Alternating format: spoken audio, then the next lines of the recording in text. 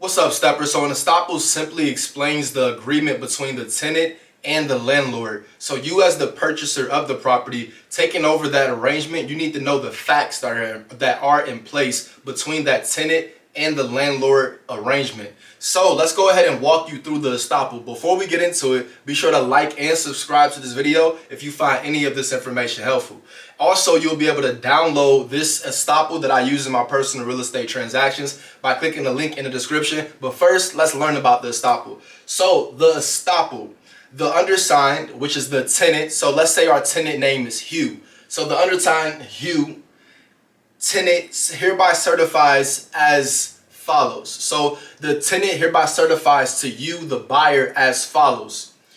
Number one, attached hereto is a true, correct, and complete copy of that certain lease dated. You'll put the dates of the exact lease. So when that lease started, right?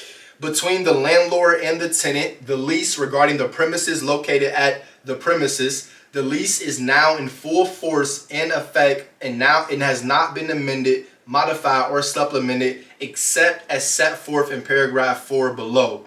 So right there, all you will put is the dates. Now we're going to fly through the rest of these. So number 2, the term of the lease commenced on. So this means whatever the lease began on. So let's say that our lease began on July 5th of, let's say July 5th of 2000. I don't know. July 5th of 2000. So July 5th of 2000 is when the lease began. The term of the lease shall expire on July 5th of 2001. So 1 year lease. The lease has initial 1. So you would initial it has not been amended, modified, supplemented, extended, or assigned.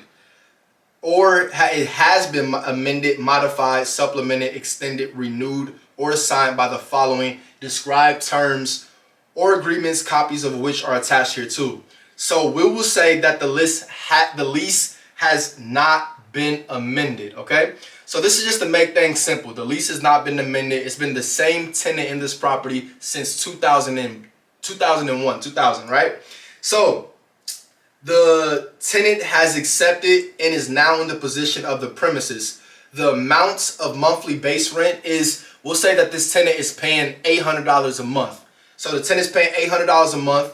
The amount of the security deposit, if any, so we'll say that the security deposit is equal to 1 month's rent, which is $800. So they're paying $800, as we can see, with the security deposit. And then these last 3 questions are very simple. Don't let them confuse you. So number 8, it says tenant is paying the full lease rental, which has been paid in full as of the date hereof. No rent or other charges under the lease have been paid for more than 30 days in advance of its due date, except as follows.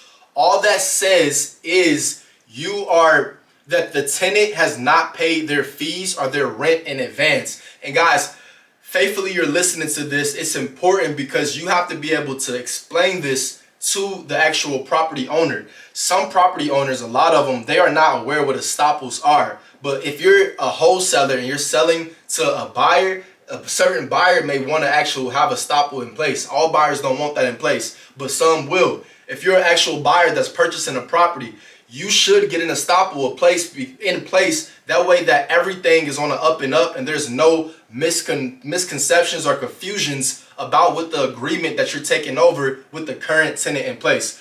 All right, and again, let's go ahead and go through these terms so you can explain it thoroughly to anyone that asks, because the tenant may wonder as well, because the tenant has to sign this over to you. So number 8, what you will put is none. If the tenant did not pay their rent in advance, it's none. If they did pay the rent in advance, you would have put the amount is what the tenant will put there.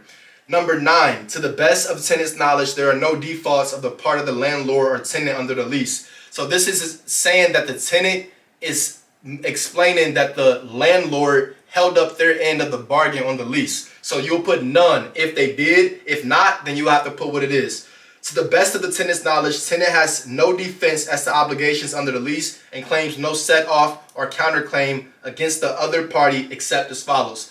So guys, if the tenant has no complaints or no type of judgments or anything against the actual owner, then they will put none or not applicable, NA, whatever one works.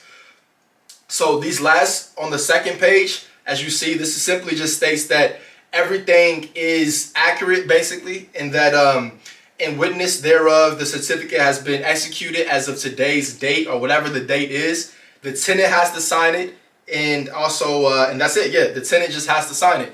So with the tenant signing this, guys, it's basically explaining to the owner that this is the agreement set in place. Now, you go ahead and like and subscribe if you find any of this information helpful, but be sure to like it, or be sure to download this agreement for yourself. That way you just have it on hand anytime a buyer asks, or anytime the tenant or the actual owner themselves.